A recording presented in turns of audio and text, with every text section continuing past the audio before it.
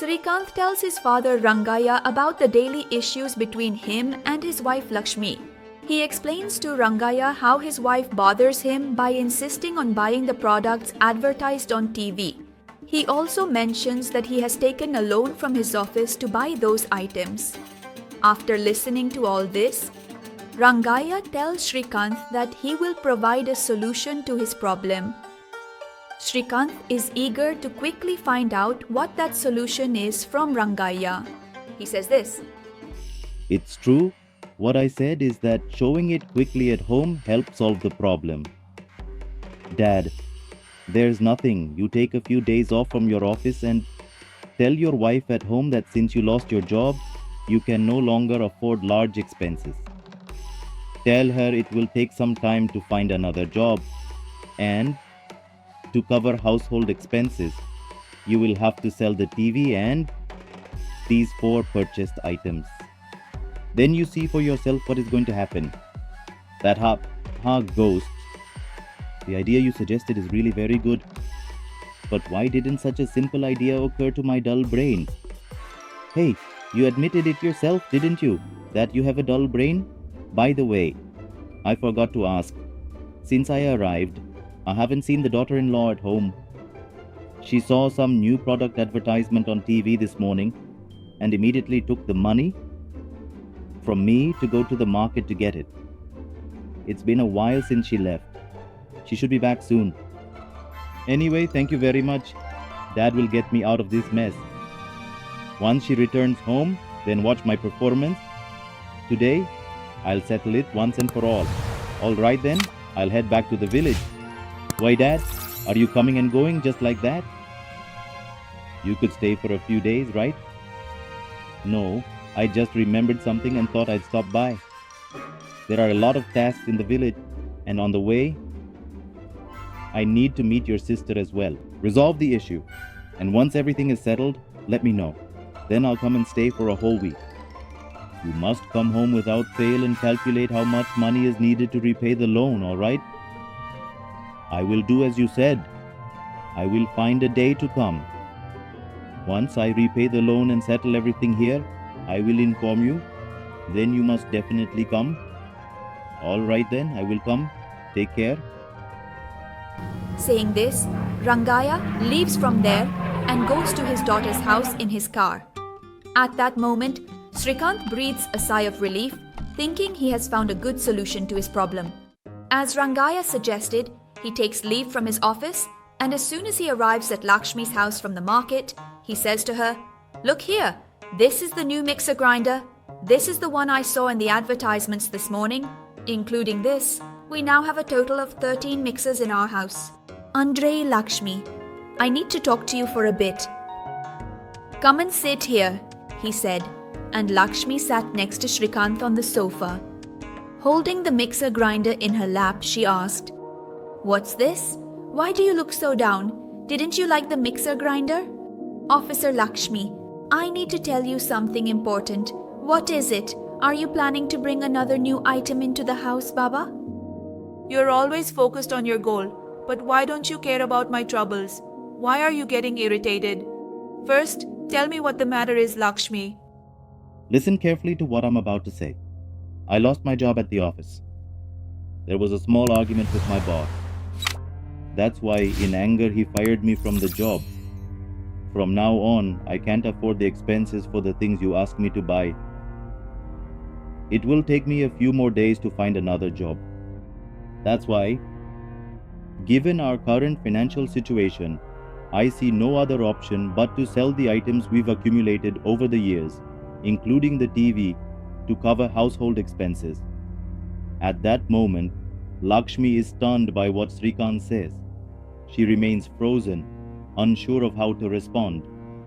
Then Srikanth continues, "All right, first bring out the items. I thought about how much the old goods buyer would offer."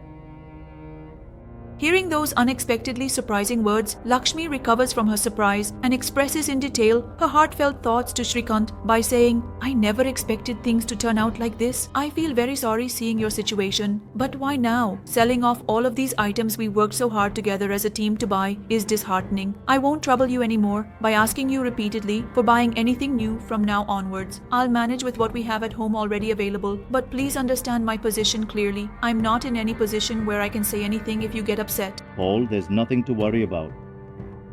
Even now, listen to me and ask your father for help. Yes, what you said is true. We need to help your father. Otherwise, the money from selling these items won't be enough to pay off the debt on the leaders. All right, Lakshmi, go inside. I'll call my father and ask him once. Saying this, he sends Lakshmi inside. After that, Shrikant calls his father, Rangaiah, and says this. The advice you gave me is working. The ghost has come to its senses.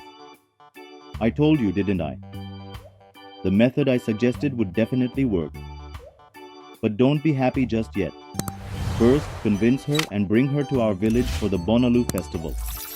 Once she gets involved in the farm work here, she will completely change. You somehow convince her and bring her to the village for 12 days. In the meantime, I'll meet your sister and return to the village. All right, I will do as you said. Saying this, Shrikant hangs up the phone. Then he calls Lakshmi and says to her, "I just spoke with father. He agreed to help." He did? What is the condition? He said he would help with the financial support. But in return, he set a condition that we have to go to the village and work in the fields for a month. That's why we need to leave for the village in a couple of days. Be ready. What, work in the fields? Really? I can't do that under the blazing sun. All right then, let's take these items and set them up on the footpath by the road. I'll be there calling out, "Come on folks, everything is just 10 rupees." Meanwhile, you can sit beside me with a basket of flowers calling out, "Jasmine flowers, jasmine flowers." Why do you always just take everything as a joke? What did I even simply say exactly now? There's no need for you to say anything more. The reason Rajiv is in such a state is because of their madness in this advertisement, which is why we face this situation every day. So just keep quiet and stay silent without speaking again. What else can I do for what I've done, Mahadev? I'll indeed listen to what you said. Thinking this, Lakshmi sighs and goes inside. Shrikant, feeling pleased, smiles to himself, knowing his plan worked. Meanwhile, Rangaiah, who left Shrikant's house in his car, arrives at his daughter Pallavi's house. As he reaches the doorstep, Pallavi is sitting outside the door, crying her heart out. Rangaiah then goes to her and says, Pallavi, my dear friend, what exactly happened? Why on earth are you sitting here like this? Did you forgive? "Father, your son-in-law has wronged me in ways I never imagined possible. He deceived me by gaining my trust, making me believe in his integrity and honesty. You said he was a good man, someone who would take care of me and make me happy, and got me married to him. But now we have all been deceived by his cunning ways and false promises. My life has become a mess, Father, and I feel lost and betrayed. I trusted him with my heart and soul. I need your guidance and support more than ever." Dear Pallavi, stop crying for a moment, sit down, and take a deep breath. Now tell me, what exactly happened? Why are you crying so much? So, what injustice did your husband do to you? Tell me the truth about what happened. Dad, your son-in-law is trying to bring in a second wife for himself. What are you saying, dear? Did your husband really do such a thing? Tell me, in detail, what exactly happened.